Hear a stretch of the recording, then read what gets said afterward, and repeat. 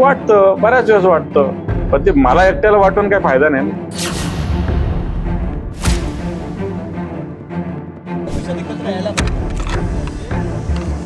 आम्ही बाळासाहेबांचा विचार, हिंदुत्वाचा विचार घेऊन पुढे चाललेलो आहे.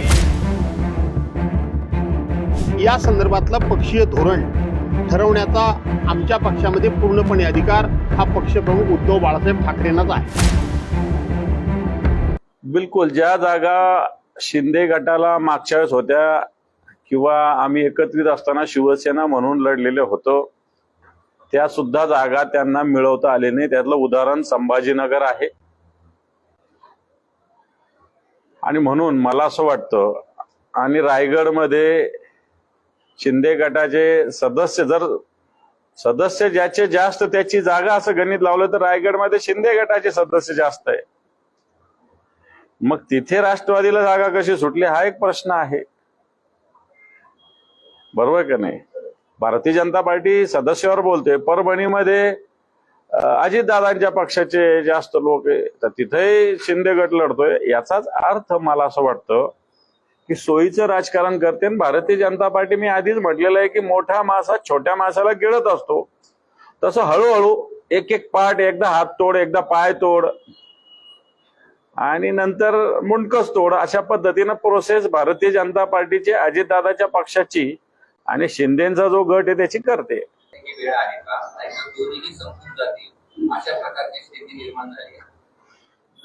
हे पण आता शिंदेचा गट संपवायला तर भारतीय जनता पार्टी ते काम करते. जी बाळासाहेबांच्या विचाराने उद्धवजीच्या नेतृत्वाखाली शिवसेना आहे, हिला कोणी संपवू शकत नाही.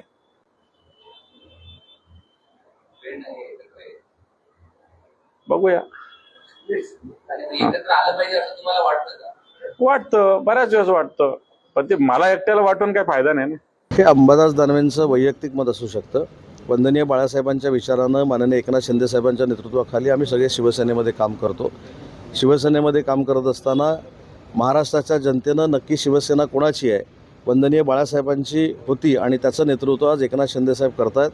हे शिवसेनेला भरभरून मतदान देऊन महाराष्ट्राच्या जनतेनं सिद्ध केलेलं आहे. त्याच्यामुळं दानवे साहेबांच्या त्या चर्चेला काय अर्थ आहे मला माहीत नाही, ते त्यांचं वैयक्तिक मत आहे. अंबादास दानवे काय बोलले हे मला माहीत नाही, परंतु निश्चितपणे त्यांनी जर असे बोलले असतील तुम्ही म्हणता म्हणून, तर त्यांनी कदाचित व्यक्तिगत त्यांची भावना व्यक्त केली असेल.